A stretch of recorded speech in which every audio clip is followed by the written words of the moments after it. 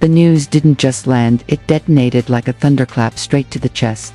Malcolm-Jamal Warner, gone in an instant.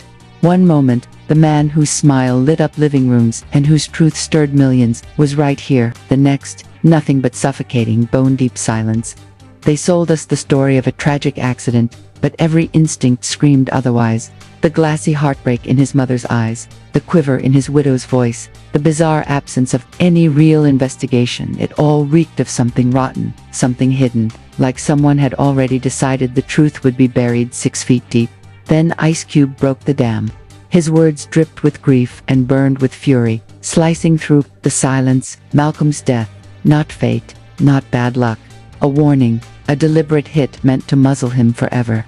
To lock away the kind of secrets that could burn Hollywood to ash, especially the shadowy empire of Bill Cosby. Ice Cube swore Malcolm had been crafting a no prisoner's memoir, a bombshell manuscript primed to rip the masks off the double lives, the corruption, the puppet masters hiding behind the cameras. He'd even started filming a documentary, but before a single page could hit print, before one frame could be cut, Malcolm-Jamal Warner's voice was snuffed out. No autopsy circus, no media frenzy, just a deafening, deliberate silence, as if the man's life was disposable, as if he were just another name on Hollywood's erase list. But for those who loved him, and for anyone who still believes the truth is worth bleeding for, this isn't the final chapter. Ice Cube has sworn to finish what Malcolm began. And now the question burns, was this really a tragedy, or the coldest cover-up Tinseltown's ever pulled? Because if Ice Cube is telling it straight, Malcolm wasn't just killed, he was deleted. The day the news of Malcolm-Jamal Warner's death dropped, Hollywood didn't just lose an actor, it flatlined a heartbeat. For decades, he'd been more than a familiar face. He was a fighter, a disruptor, a man unafraid to swing at the system, with unfiltered truth. But that same truth may have signed his death warrant. And when those first headlines rolled in, they weren't cautious by accident, they were surgical, almost too surgical. Tragic loss, sudden passing, gone too soon. No details, no timeline, just sterile, sugar-coated headlines that left fans clawing for answers. Within hours, social media erupted, not only because Malcolm-Jamal Warner was gone, but because the whole story reeked of something off. Then came the whispers. Whispers that in his final days, Malcolm was crafting something nuclear, a memoir. Not some fluffy celebrity scrapbook, but a scalpel-sharp expo slicing straight into Hollywood's rotting core. Names, dates, receipts, the kind of proof that could torch careers, topple empires, and obliterate the spotless images of icons like Bill Cosby. Ice Cube, a friend who'd walked beside Malcolm for years, didn't flinch. Under the glare of cameras, jaw set and eyes drowning in grief, he detonated the line that blew apart the accident fairy tale. Malcolm's death wasn't bad luck, it was a hit. A preemptive strike to bury his truth. Then came the kicker. Ice Cube revealed Malcolm had pulled him aside just weeks before, admitting he felt hunted, shadowed, followed, that the late-night calls had started anonymous, chilling, with deep, distorted voices warning him to drop it or pay the price. Ice Cube confessed he'd pleaded with Malcolm to stall, to protect himself, but Malcolm's resolve was steel. If something happens to me, he told Cube, you'll know why. And then, it happened. The so-called official report, seen by only a select few, stank from page one. No public autopsy, no toxicology, no law enforcement presser. It was like the investigation inhaled once, and never exhaled. The media, normally frothing at the mouth for celebrity dirt, suddenly zipped its lips.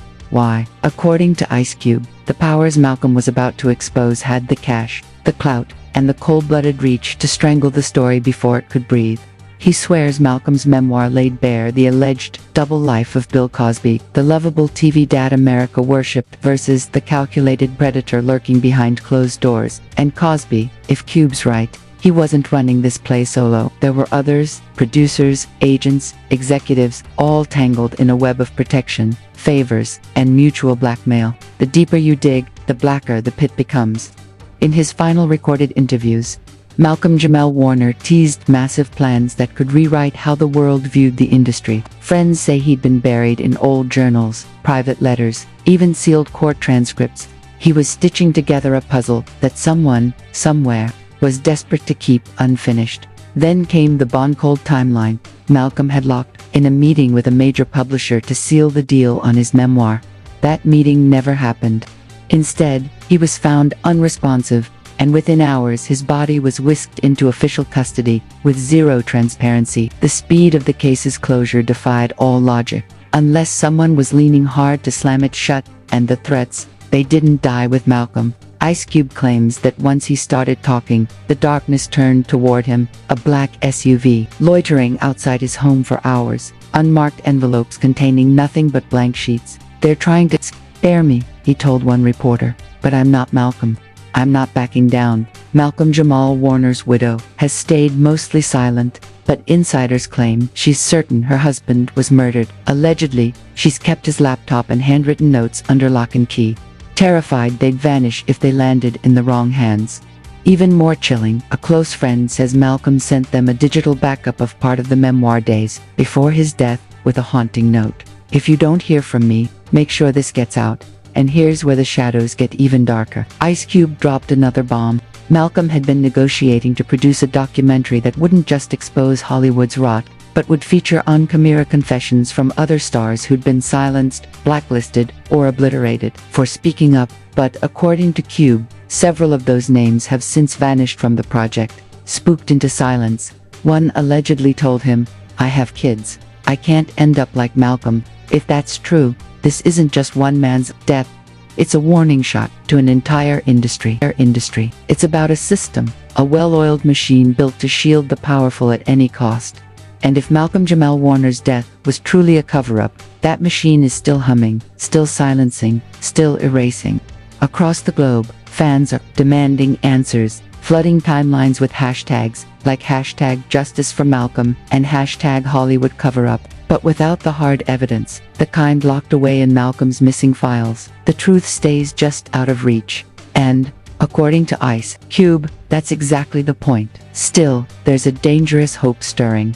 Cube has allegedly assembled his own squad of investigators, hell-bent on recovering every scrap of Malcolm's work. He's even teased that parts of the memoir have already been recovered, and they're too explosive to bury.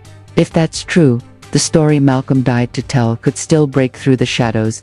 Until then, all we have are questions. Why was there no open investigation? Why did the media, usually ruthless, treat his death like a throwaway line? Who profits from Malcolm's silence? And perhaps most hauntingly, if this could happen to him, how many other truths have been buried alongside the people brave enough to tell them? For Ice Cube, the answer is obvious. Malcolm wasn't dangerous to the public, he was dangerous to the powerful. They feared his voice, feared his receipts, and believed that killing him would bury the truth with him.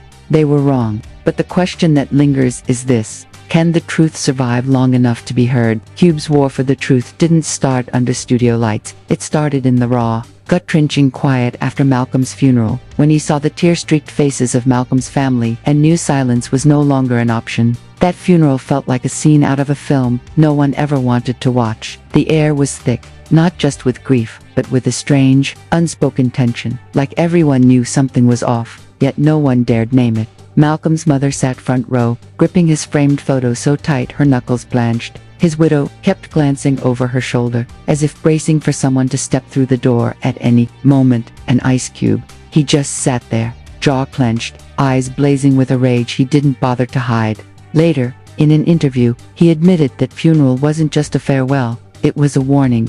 Everyone in that room felt it in their bones. In the weeks that followed, Cube started digging. He called Malcolm's closest friends, ex-colleagues, even the crew from his last projects. What emerged was a chilling pattern.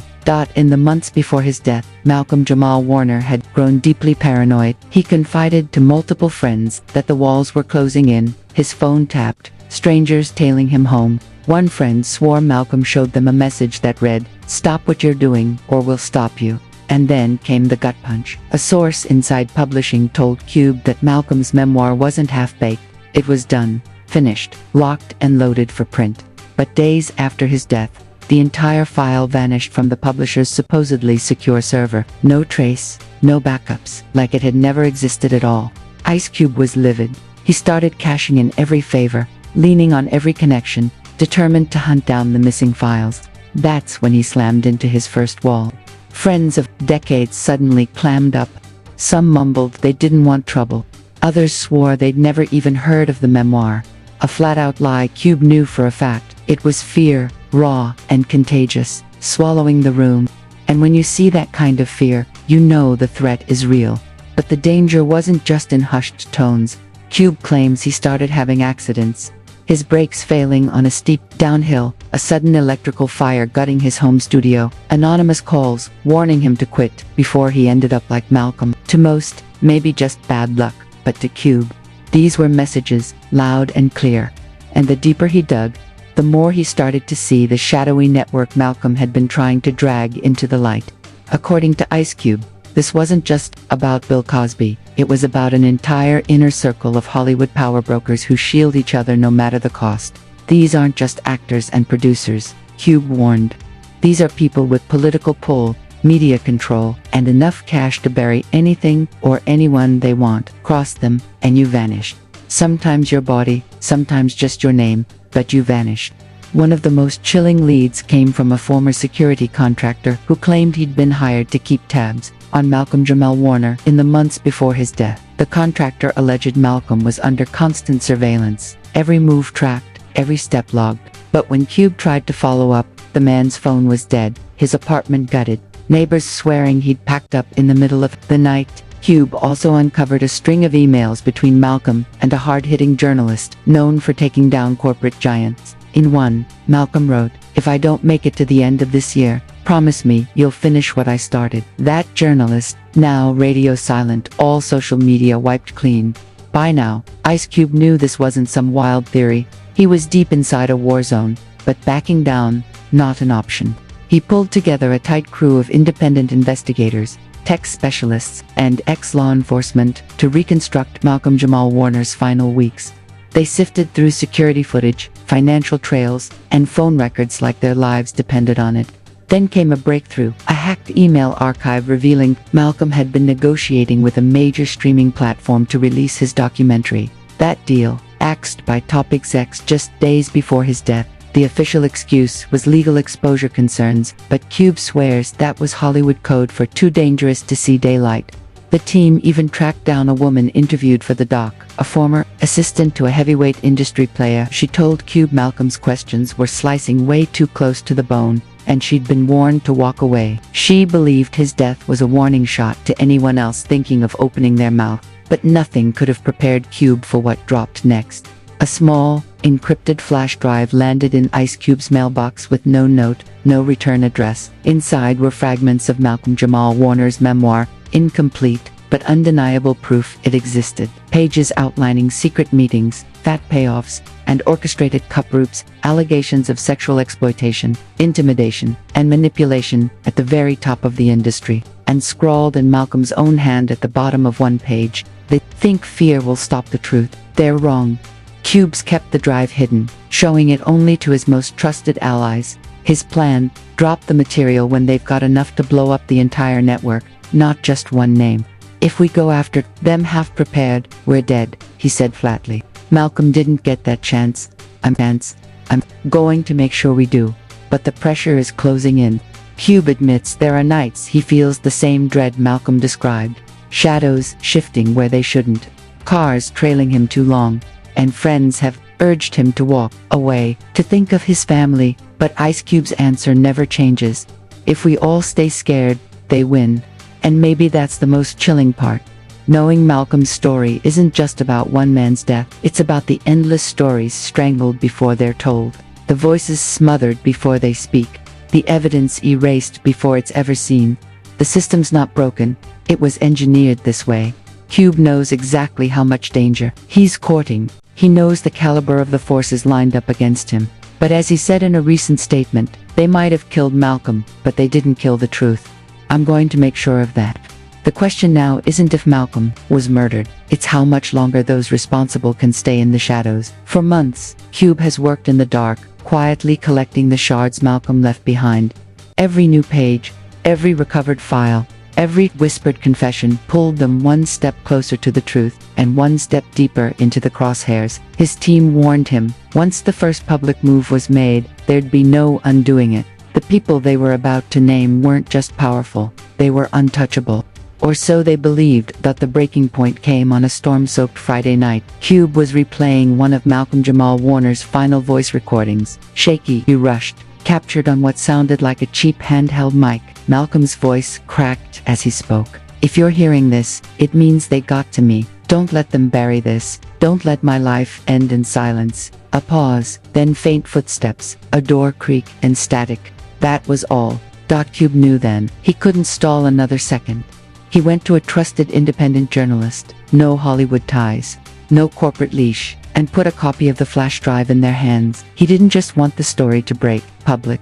He wanted it to detonate, and it did. Within hours, social media was on fire. Screenshots from Malcolm-Jamal Warner's memoir began leaking, each one more damning than the last. Passages describing late-night meetings between Hollywood's most celebrated faces and heavyweight political power brokers.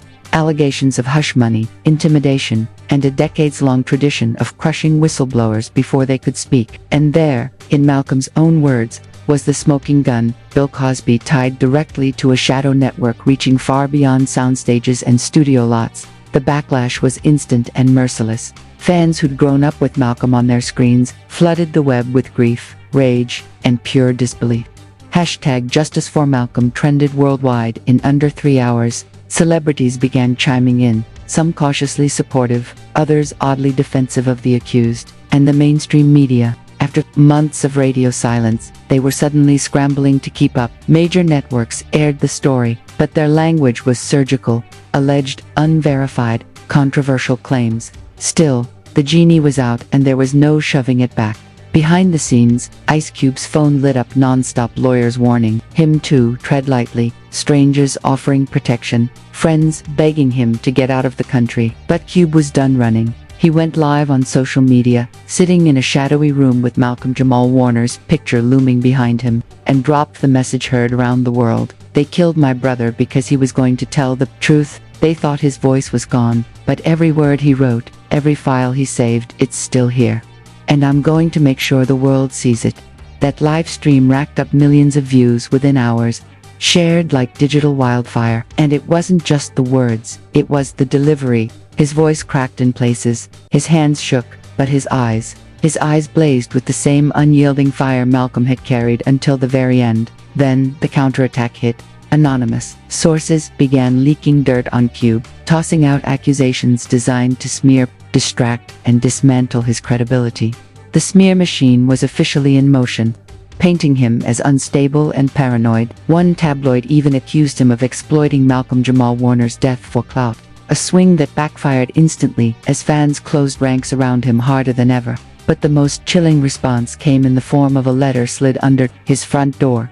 No name, no signature, just a typed threat. "You've made your point. Stop now or you'll share his fate." Cube held the letter up on camera and delivered one line: "If I stop, then Malcolm died for nothing." And the more the threats rolled in, the louder the movement roared. Protesters gathered outside studio gates, demanding an independent investigation. Online petitions smashed past 1 million signatures. A coalition of retired detectives even volunteered to reopen the case pro bono, citing glaring irregularities in how it was handled. Then came the moment that blew the story wide open. One of Cube's investigators unearthed a copy of Malcolm's unfinished documentary on an old hard drive, hidden in a storage unit under a fake name. Raw, unedited, and utterly damning interviews, with insiders' faces blurred, voices distorted, all telling the same chilling story: a Hollywood empire built on lies, fear, and the ruthless destruction of anyone daring to pull back the curtain.